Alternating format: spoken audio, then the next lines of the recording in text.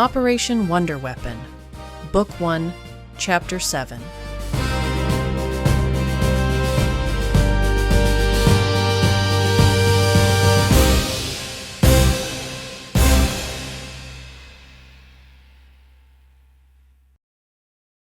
First Ranger Mission. Orders came down with no preamble. Objective, Colonel Harlan said, tapping the map spread over the hood of a Jeep. concrete pillbox, go stuff line, tonight. Zimmerman breaches. John blinked. Already? I've barely begun. Harlan's eyes were cold. War does not wait for polish, Captain. You'll go as you are. On the bench nearby lay the altered suit, leather stitched tighter, steel plates cinched close. Improvements, they said, but the new mask, black leather stretched smooth, round goggles for eyes, made him look like some faceless insect. John pulled it on anyway, breath echoing in the hollow space. He didn't complain. Night cloaked the hills. The Rangers crept forward through ditches and brush, rifles ready, demolition charges slung. Ahead, the pillbox hunched out of the earth, its machine gun already sweeping the field with fire. Tracers lanced the dark, raking the ground in deadly arcs. They pressed into the dirt, pinned.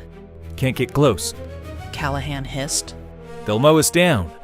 Then his hand snapped toward John. Zimmerman, move! John knew what it would feel like. He had not forgotten. The Rangers looked at him only once. No one said the words aloud. They didn't have to. He rose from the ditch and ran. He was the only one who could do it.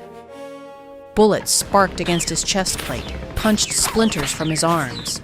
He staggered once, then threw himself against the pillbox wall. The MG muzzle dipped, searching. With a grunt, John lunged sideways, seized the barrel housing, and shoved. Metal screeched as he forced it inches off its aim. The torrent of tracers slashed harmlessly into the sky, streaking across the clouds instead of the Ranger line. Shouts rose inside, German voices barking. Pistols cracked through the slit, rounds hammering into his chest and shoulders. He gritted his teeth, splinters flying, but he held on. Now!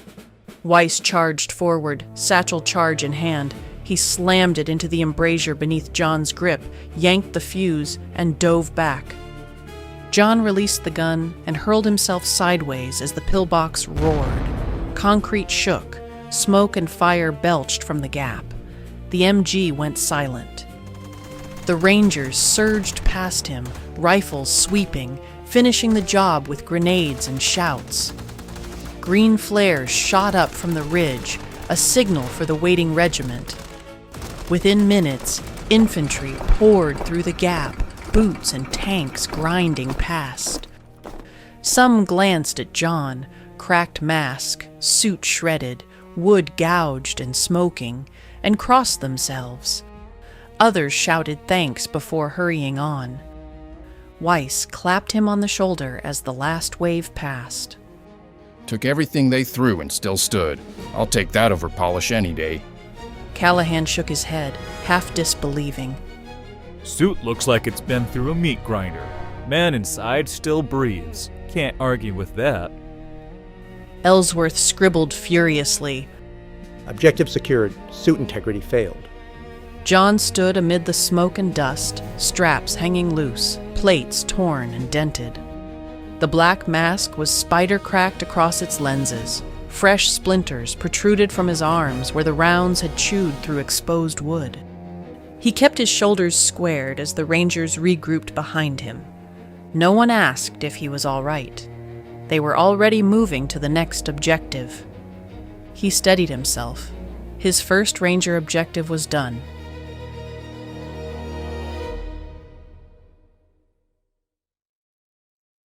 The Fairy Godmother. John and the Rangers were summoned unexpectedly to Naples. The HQ map room was dim and smelled of sweat. Generals bent over papers, voices low and urgent. John and the Rangers marched in.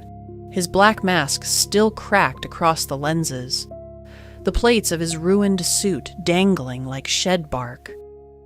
In the corner sat an old woman wrapped in a threadbare blanket, a dented mug of tea steaming faintly in her bandaged hands. Her hair was white, her face lined with strain, her faded blue robes filthy and torn. She hadn't spoken since arrival, only stared at the floor as if waiting. The colonel was mid-sentence when her head lifted. Her eyes swept the room, lit upon John, and widened. She rose unsteadily, the blanket sliding from her shoulders. You! Her voice trembled. The generals fell silent. She limped forward, ignoring protests, and reached for John's hand. Into it, she pressed a sliver of wood. You must be the one responsible for this. Her eyes glistened. John's heartwood surged with recognition. He bowed his head, voice rough. Yes, ma'am. Her face cracked, and she tenderly wrapped her arms around him and sobbed into his chest. He awkwardly embraced her back. I didn't think anyone would help. The men watched as she wept in his arms. John felt nervous at being embraced by what he assumed was a witch. After a time, she pulled away and wiped at her tears. Show yourself, please. John glanced toward Colonel Harlan. The man's jaw worked once, then he gave a curt nod. Go on. Slowly, he removed one glove, then unbuckled the straps and lifted away the battered mask. The room held its breath, the woman's face lit with joy. Oh, my dear boy. She cupped his face with her bandaged hands, eyes shining despite the grime. What a treasure, what a miracle.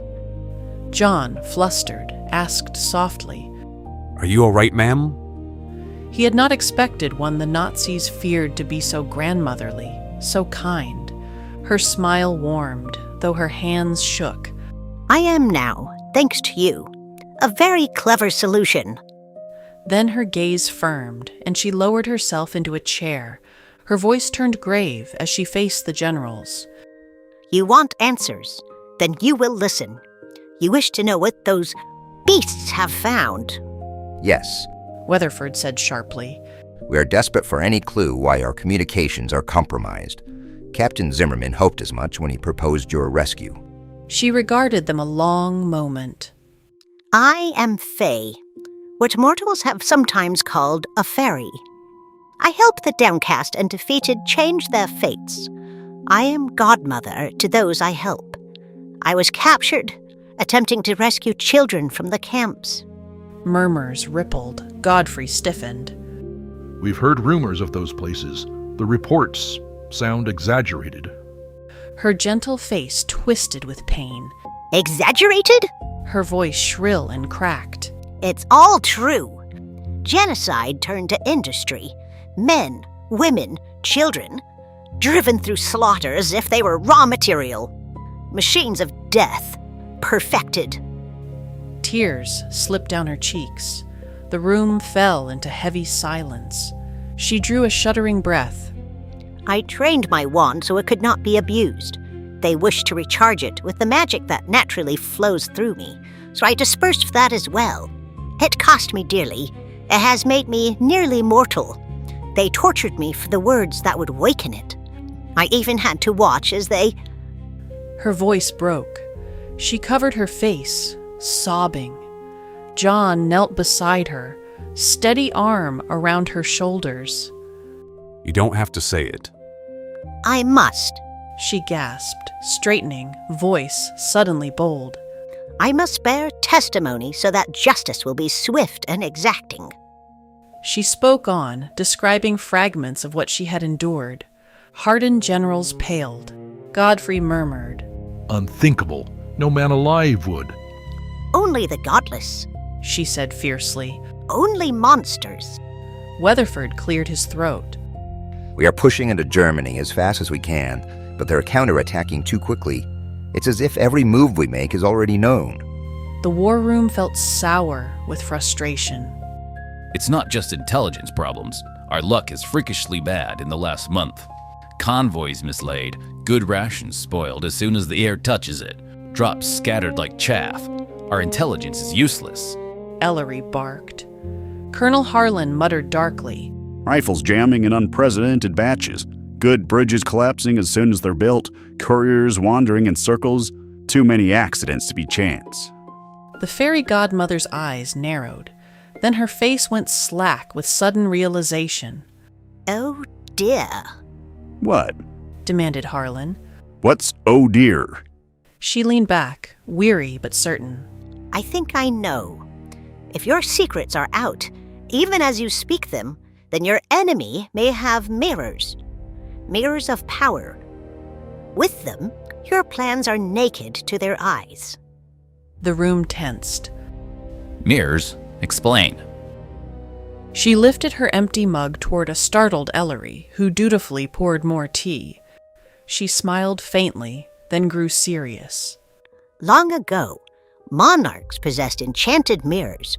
Each carried different gifts, some to reveal, some to speak, some to deceive. If the Reich holds even one, her gaze darkened. Then your every move is being watched. She paused, letting her words sink in. And the mounting misfortunes, not accidents. Her voice was calm, but the chamber stilled around it. There is a pattern to these incidents. A sorceress could weave such threads, nudges, small pulls at fate. They seem like bad luck, but they are not.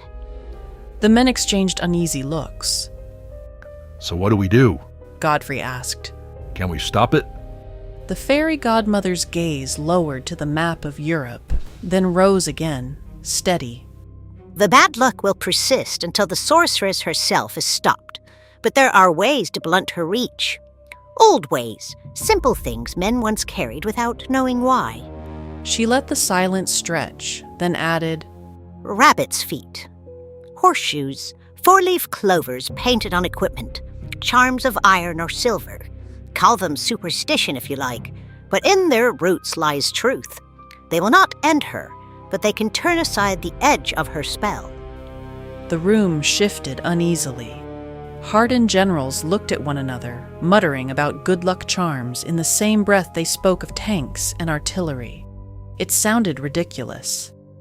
And yet, the weight of the fairy godmother's calm and the presence of a living puppet made it sound anything but. Then how, Ellery demanded, do we fight an enemy that sees through our walls? Our own plans are useless before we even draft them. Weatherford, the intelligence colonel, muttered darkly. If they're listening now, then this whole meeting is a liability. The fairy godmother's gaze swept the room, then settled on John. Slowly, she took his hand, folding her frail, bandaged fingers around his wooden palm. No mirror can see truth unbent unless it has free passage, she murmured. What they have is power unchecked, but power can be veiled. Her eyes fluttered closed. A faint glow stirred where her skin touched John's. He stiffened, a sensation of falling surged through him. He planted his stance to keep his balance. She whispered words no one caught. The glow gathered, and then, with a tap of her hand, it flowed into the dented mug before her. The men's eyes bulged at the visible manifestation of real magic. The mug looked no different, still humble tin, still dented on the rim. She slid it to the middle of the table. John yanked his hand free and clasped it in alarm. What did you do to me? She glanced up. I'm sorry. I should have asked first. I borrowed a little magic from you. She gestured to the mug. Set one of these wherever you speak your secrets, she said. So long as it rests on the table, the mirrors will see nothing but smoke and silence. Harmless, ordinary things, mugs, even if stolen or lost, they will give nothing away. The generals leaned in, brows knit. You're saying this standard issue mug can blind them? She smiled faintly. Not blind, only curtain. Curtains are enough. You men know the power of a curtain. A stage show, a campfire shadow. Curtains hide the truth until the right moment. Harlan's voice was taut. How many? Her eyes crinkled. As many as needed. She looked to John. So long as I have you. Your resonance feeds the weave. Without you, I am a candle guttering. With you, I can craft dozens. So long as you consent to the use of your magic. It is a cost I do not ask lightly.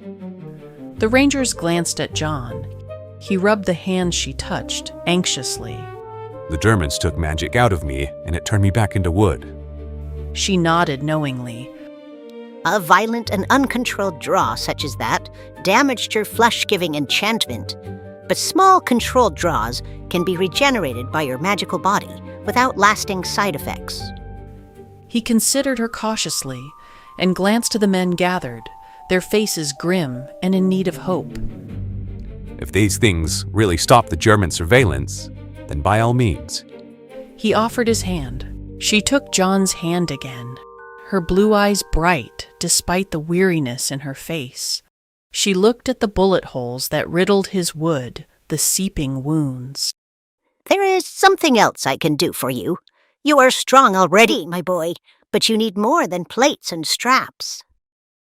Her free hand hovered in the air, her voice lilting into a sing-song rhythm. Around John's frame, the shredded remains of his suit shimmered, threads pulling together into sleek new lines. Canvas hardened into smooth black leather, seams vanished, the mask reshaped into something less insect and into a knightly helmet. The suit settled over him tactical, textured, even sculpted with muscle tone disguising his inhuman joinery. She released his hand and he shook off the drain. John flexed his fingers inside the glove, now lengthened into a gauntlet. Wow, that's impressive. He laughed giddily, then caught himself, coughed, and stood straighter. This one will move with you, not against you. It will frighten your enemies, comfort your friends, and it will last. John touched the leather at his shoulder. He looked up in awe, his eyes shining appreciatively. Thank you, ma'am. The fairy godmother patted his arm. An outstanding wardrobe is what I do best. She winked. I want one. Callahan muttered under his breath. Weiss quipped. The butt on that thing looks slappable. Several of the men choked back laughter. John's ears went scarlet under the wooden grain. The fairy godmother patted his arm. Armor ought to be both practical and attractive. She cackled outright. The generals surged to their feet, excitement flashing across every face. If you can make mugs, blind the mirrors, what else? Could you cloak a regiment? Ellery barked. Or a convoy. Move whole divisions unseen. Weatherford pressed, eyes gleaming. Or sabotage the mirrors themselves. The fairy godmother raised her bandaged hand. Her voice, weary but sharp, cut through their babble. Enough! They froze. You mistake me for a conjurer without consequence. What I have done here is restore balance. The Reich tipped the scales with their mirrors, and now the scales are leveled again. But if we go further, if you ask me to twist the world to your favor, balance will answer in ways you will not like. Her words hung like a sentencing. The room shifted, restless. I will guard you, she said softly, gesturing to the enchanted mug on the table. But I will not wage your war for you. That is not my place, nor any phase. Now, bring a number of these and we two together can enchant them. The men scattered, dumping out coffee and clattering the mugs onto the table. A couple dozen dented and scratched mugs sat lined up on the briefing table, like soldiers awaiting inspection. The generals looked at them with thinly veiled impatience. They needed weapons, not crockery. The fairy godmother rose slowly from her chair, bandaged hands trembling, but steady with purpose. This will do, she murmured. She coaxed John to join her, and they joined hands. She touched the first mug, eyes twinkling as though addressing an old friend. She sang in a lilting cadence, half nursery rhyme, half prayer. Clink of tea or soldier's brew, whispered words be lost from view. Let no spy hear a single clue. Her voice rang bright against the dim, smoke-stained rafters. The men shifted uncomfortably, a few smirking. Harlan muttered under his breath, We've put the fate of Europe in the hands of a grandmother with jingles. She moved down the line, repeating. By the last, the whole table glowed briefly, then hushed into a strange silence. The air felt heavy, as though the walls leaned close to listen, and heard nothing. Weatherford swallowed. Good heavens. They can't see us now, can they? The fairy godmother lowered herself back into her chair, weary but smiling. Not a word, not a whisper, not a breath. These will guard you if you use them well. Then John swayed. The helmet slipped from his hand and clattered on the stone floor. He staggered against the table, knuckles scraping the surface. Before anyone could react, his legs buckled and he dropped heavily to the floor. Captain Zimmerman! Ellery barked, startled out of his composure. He and another helped John into a chair.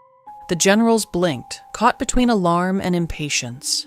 The fairy godmother winced regretfully. He has given all he can for now. He needs to rest and regenerate. John pressed a palm against his brow, every limb heavy as lead. His voice rasped low, embarrassed. I'm fine. Just weak. But his body betrayed him and slumped. He tried to flex his fingers and they barely responded. They felt inanimate. The loss of magic had literally edged him toward a lifeless puppet. The generals looked at each other. The excitement that had lit their faces moments before dimmed, sobered by the sight of their enhanced subject already drained. The fairy godmother's eyes softened as she braced John's shoulder. You will recover, but now you see, every act of magic has its cost. I have restored what the right unbalanced with their mirrors. Ask for more than balance, and the backlash will be terrible. Brigadier Godfrey spoke gravely. Ma'am, we thank you for this service. This at least makes it more of a fair fight. In a fair fight, good always prevails, she said. The generals didn't waste time. They immediately began discussing how to mark and distribute the mugs, breaking into a din of chatter. They also debated what to do with their new ally. The fairy godmother turned to John and smoothed his hair back, steadying him upright. Don't worry, my boy, she murmured. Your body will regenerate what was taken this night. John drew a labored breath, his painted blue eyes finding hers. I used to be flesh and blood. Do you know how I can get it back? I can't live like this. I have Fably. Her smile came, but it trembled at the edges. She cupped his cheek, thumb brushing the grain of the wood. She lingered there, as if memorizing it. What did you do long ago to earn that gift? She asked softly. He swallowed. Be brave, truthful, and unselfish. She nodded, eyes distant for a moment. And you did. A quiet beat passed before she continued. That is why you were granted flesh. But now you are not a boy, John. You are a man. The stakes are higher. The cost is greater. Her voice steadied, solemn as a vow. To become whole again, you must embody more than those virtues. You must also embrace mercy, justice, forgiveness. These will be your trial. He blinked weakly. Will that make me human again? Her hand stilled against his face. They will make you whole, she said. She did not elaborate. John searched her expression, but she only smiled, warm, aching, resolute. After a moment, he nodded. John's gaze dropped to the sleek black suit gleaming faintly on his frame. He flexed his left hand that was still gloved, marveling at the craftsmanship. She touched the armor at his chest. I must warn you, the suit magnifies all you are, not just the soldier. Your hidden nature will grow stronger too. All of your best attributes will be amplified, but if you succumb to despair or pride, it will magnify the darkness instead. John clenched his fists. So I just endure until the end. Her eyes softened. Yes, my boy, it will be so very hard, but it is the only way.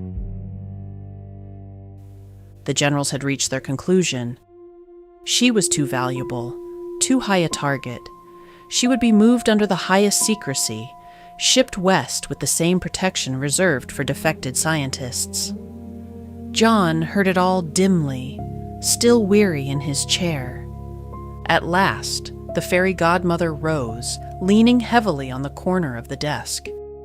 She turned to him, eyes soft. We must part, my boy. They are right. The Reich will hunt me. But you... She brushed her hand over his shoulder. You must remain here where you are needed. John nodded, ever the dutiful soldier. She reached into her tattered robe and unclasped a small brass button, dull with age.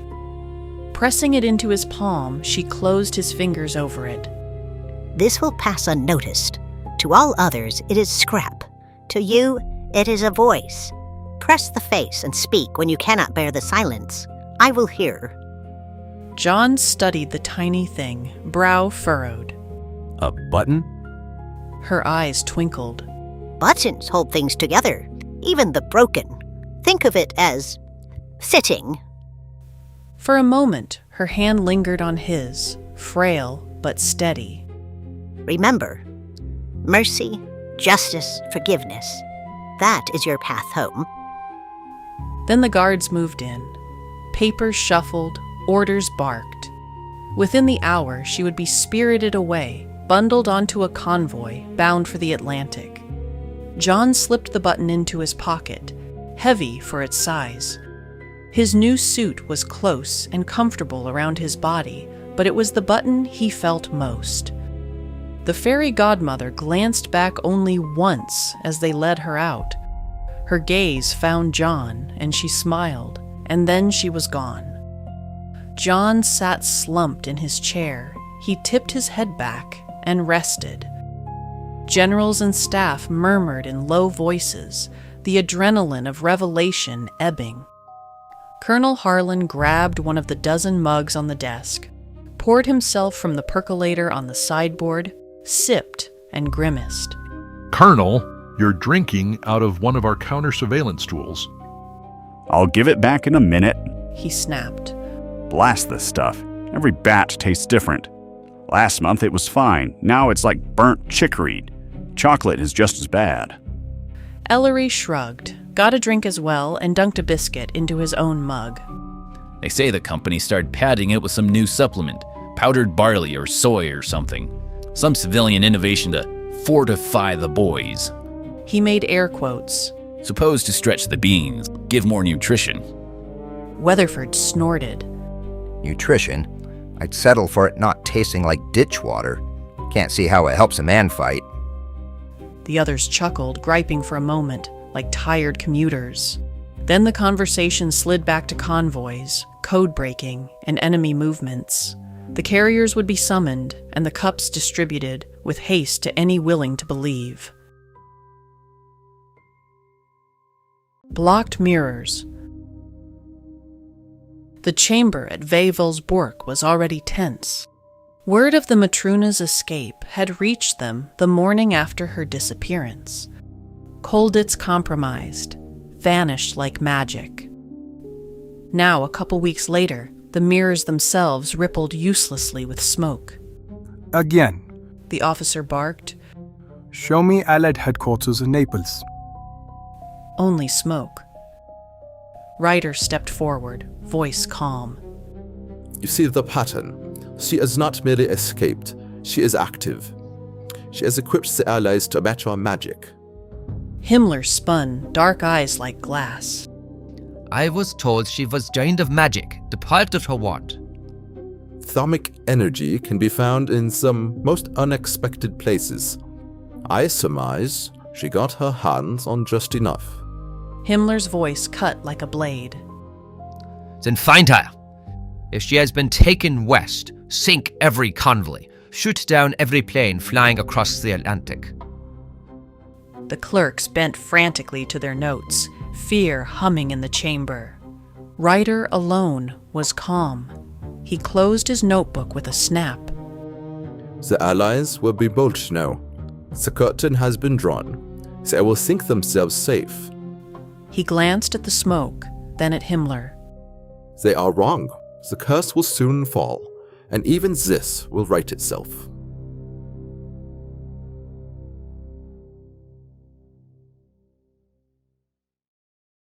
John's hometown. High in the Alpine mountains of Italy, a Fiat's engine sputtered to silence at the foot of church steps. The man who stepped out wore a plain wool coat, scarf, wire-rimmed glasses fogged from the cold. A leather satchel hung at his side, stuffed with notebooks. He paused, taking in the thin smoke from cottage chimneys and the brittle air of the valley. Many were newer, some were rebuilt from the wreckage of the Great War. It was a dying town. He found the elders huddled near the square's dry fountain, gossiping in low tones. Their eyes cut to him with cautious suspicion until he raised a hand politely. Scusate, he said in smooth Italian. I am a student from Florence. I've come to record the oral traditions of the mountain villages before they're lost. This war, it has already taken so much. The elders exchanged looks. One old woman muttered, Florence? As if testing the name. He smiled faintly, producing a notebook and a fountain pen. Stories of the old days, folklore, childhood tales. I only wish to preserve what otherwise will vanish. That thawed them a little. Slowly, they shifted on the bench to give him space. One man with a pipe asked, What kind of stories? Whatever you know best, the student said warmly. However, as I work my way through the lower villages, one story keeps coming up. They said I needed to come here, told me to ask about Giuseppe Zimmerman. A spark lit in the pipe smoker's eyes. Ah, then you mean Geppetto. Little Joseph, that's what we called him. The others nodded. One chuckled softly. Always with his tools. He carved wonders, that man. Clocks, toys, chairs, saints' figures for the chapel, and one more thing. The student leaned in, pen ready. Yes? The pipe smoker lowered his voice, though the square was empty. A puppet, made of pine, carved so fine you could mistake it for a child. Then it walked. Called it Pinocchio. Another elder spoke, shaking her head. Naive for his size, but who could blame him? He'd only been born the day before, but good-hearted, yes. The woman beside her sniffed. Giuseppe turned away just once. That's all it took. The boy was snatched by gypsies. Years later, the boy was tricked by traffickers. He and his friends were taken to an island. They barely made it out with their lives. Then, Giuseppe and his boy had to confront an unearthly dogfish. The boy sacrificed himself to save his father. With message we don't understand, he was revived. Geppetto later had him baptized. They answered in unison. Giovanni Giuseppe. Giovanni, John for the saint. Giuseppe, Joseph for the father. The student tilted his head. And Pinocchio? The pipe smoker chuckled, puffing smoke. Pet name, Little Pine Nut. It stuck. The student looked delighted and riveted. But how was it done? How did the old man bring it to life? The elders exchanged looks, some smiling nervously, others frowning. For a moment, it seemed they would stop. Then the woman with the scarf leaned closer, whispering. It was the star. The man with the pipe nodded gravely. See, it's a wishing star. The priest said so. The blue fairy came and Giuseppe prayed under it. The student's pen slowed. Which star? He pressed gently. Which constellation? The old man pointed a crooked finger toward the cold sky above the ridges. Sirius, in Canis Major, the bright one you see in the winter. The student looked up, glasses glinting. He etched the name carefully into his notebook, underlining it twice. He closed the folio with a respectful nod. You have given me something precious. These stories will not be forgotten. The elders smiled faintly, flattered, still believing he was only a harmless collector. You want to hear another one? I got ruined about the talking donkey. They watched as he stepped back into the plain car and rattled away down the valley road. Inside the satchel, between notebooks and scraps, lay a leather folder embossed with the Reich seal, and in his mind, the aide already rehearsed his report for Dr. Reiter. The puppet's name was Pinocchio, christened Giovanni Giuseppe. Father called Geppetto. The blue fairy answered his wish beneath Sirius in Canis Major.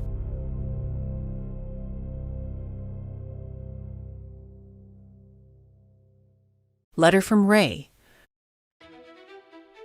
The villa courtyard back in Naples was cracked and sun-warmed. A broken fountain crouched in the middle. Olive branches leaned over the walls, casting shifting shadows. The Rangers had strung rope for climbing drills, stacked sandbags, and painted crude targets across one plastered wall. John stood in the center, armored in the black suit. No dangling straps, no cracked goggles, only smooth black leather and plates that curved like a knight's harness, sleek and fitted. His helmet was faceless, narrow slit like a Spartan's. For the first time since Castel del Monte, he didn't feel exposed. He felt impervious. Run it again, Hartman barked. John vaulted the low wall, rolled and sprang up the sandbag slope. The suit moved with him, not against him. No clattering, no snags. He reached the rope, hauled himself upward, boots finding purchase as though the stone welcomed him. He was still recovering from the power drain, but he was rebounding quickly. The Rangers exchanged glances with grudging approval. Ellsworth muttered, Not bad. Almost looks like he knows what he's doing. John landed, dust kicking up. He straightened, voice lighter than they'd ever heard.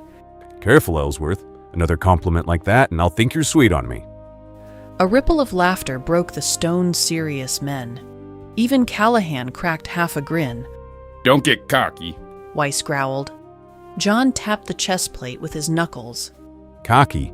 I'm invincible in this thing. He flexed, mock heroic. Tell me I don't look like something out of a dime comic. More like something a kid would draw with a crayon. One Ranger shot back. Jealousy doesn't suit you, friend. John smirked beneath the helmet. For the first time in months, his wooden grin wasn't restrained by shame.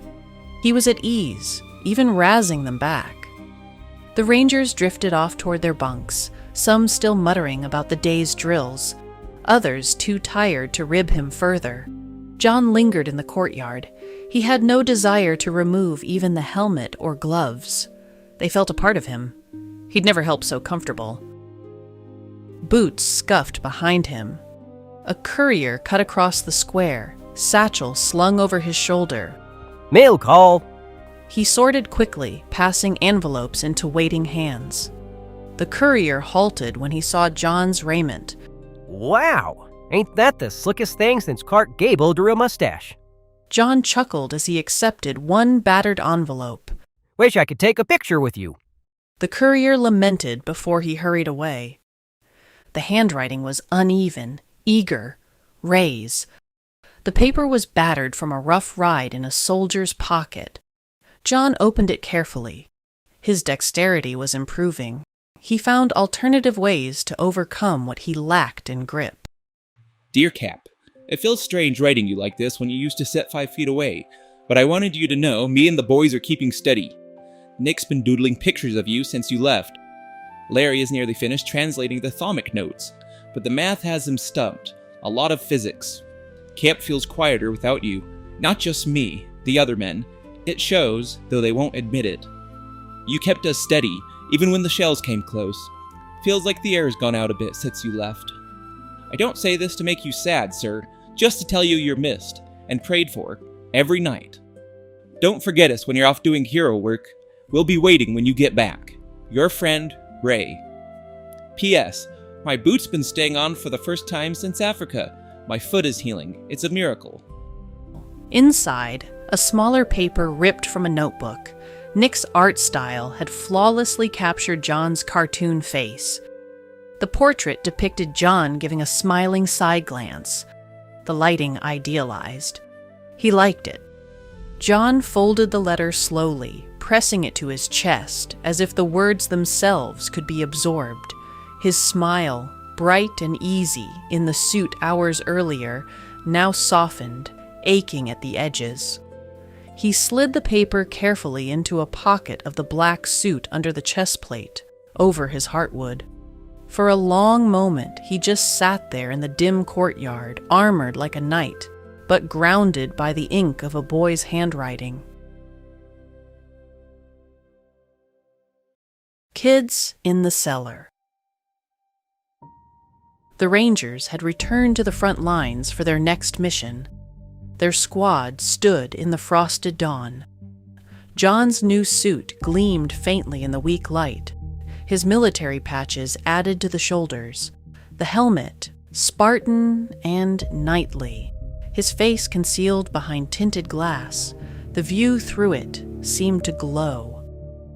Behind him, the valley rolled gray, scarred by shell fire. Ahead, the farmhouse crouched on the slope like a fortress. Walls pitted, shutters blasted to splinters. The orders were brief, scrawled across a field map in red grease pencil. Target, stone farmhouse north of San Pietro. MG nest, harassing convoys, neutralize, hold. They'd done this kind of thing before, and it usually meant walking straight into an ambush. Every time, the enemy had been dug in, machine guns already sighted, mortars waiting like they'd read the briefing themselves. But this morning, when the Rangers crept up through the orchard, there was nothing. No shots, no shouted warnings, no movement in the upper windows. The defenders clueless of their approach. Weiss muttered, "They always knew before, not this time." John just frowned at the quiet fields. Maybe, he said, this is the mugs at work. Captain Zimmerman, you're up front. Captain Callahan said. His tone was half challenge, half test. Let's see if that magic tailor of yours made you a soldier or a mascot. John only nodded, adjusting the helmet. The approach was quick and brutal. As soon as their movement was spotted, German fire opened from the windows. Tracers scything through the olive trees. The Rangers scattered, hugging stone walls. John sprinted up the slope, bullets clanging and sparking off his armor. His boots churned mud. He hit the outer wall like a battering ram. Stone cracked, plaster rained. A grenade clinked on the ground near his feet. John scooped it up and flung it through the window before it could detonate. The blast tore the interior, German cries muffled by dust and rubble.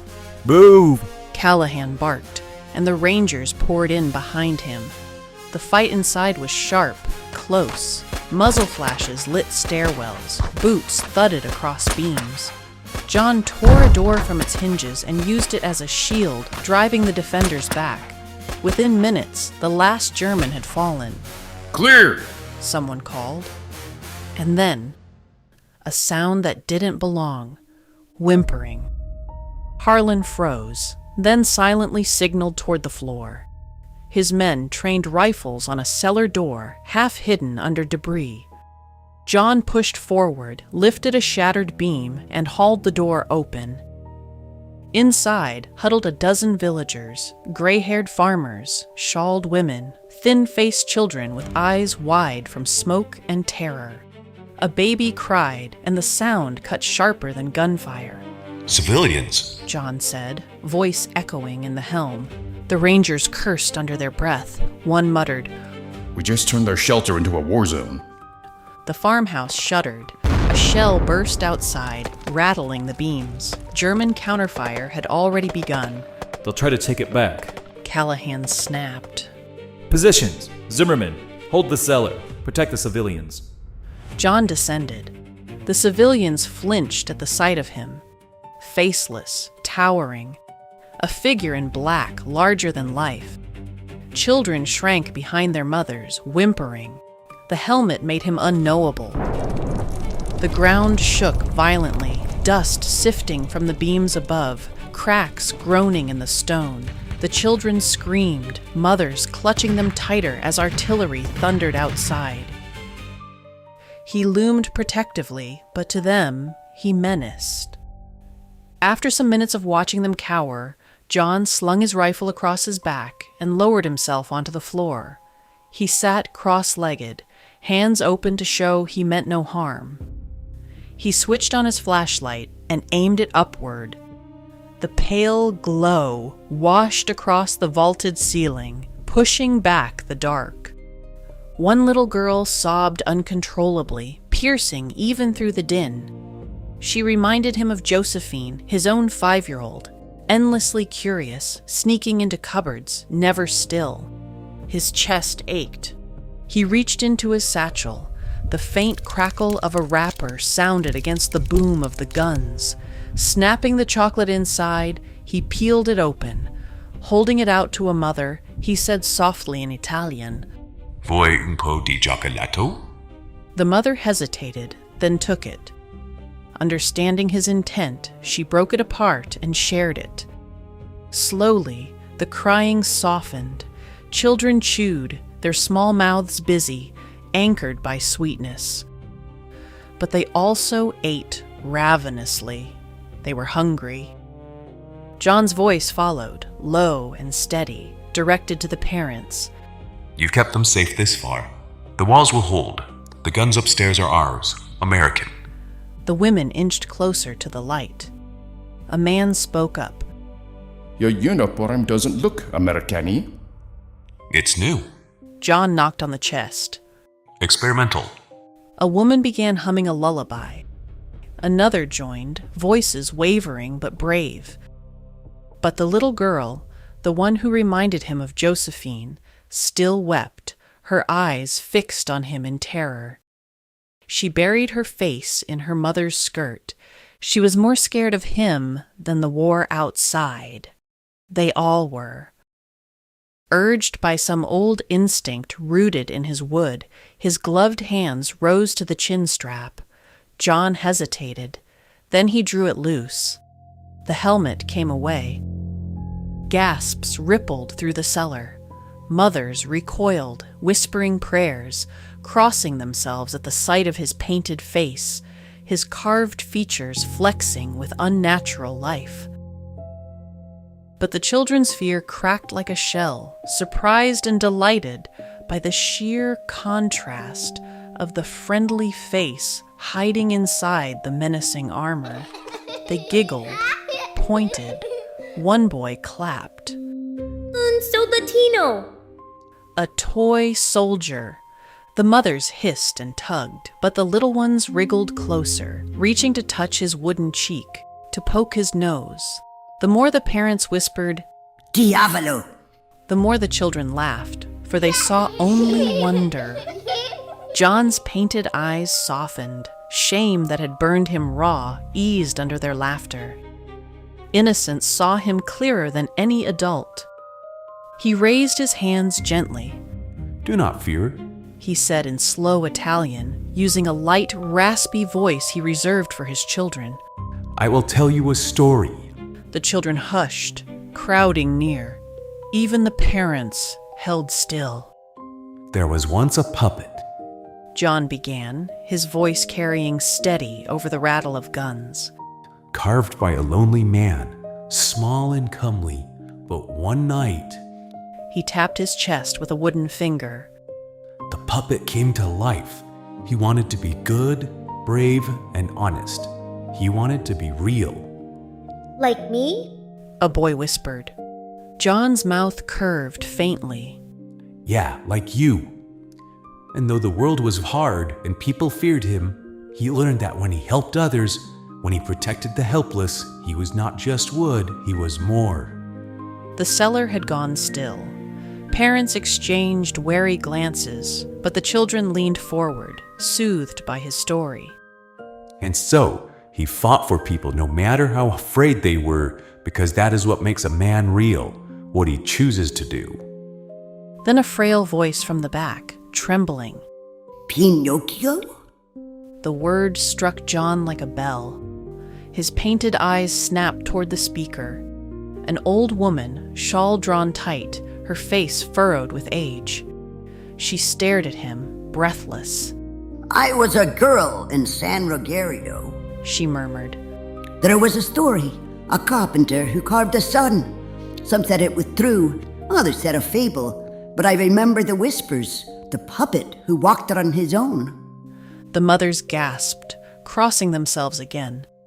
But the children only brightened, delighted at the fairy tale made real. John's throat worked. For a moment, words failed him. Finally, he whispered, That name, I haven't heard it in decades. The woman leaned forward, eyes glistening.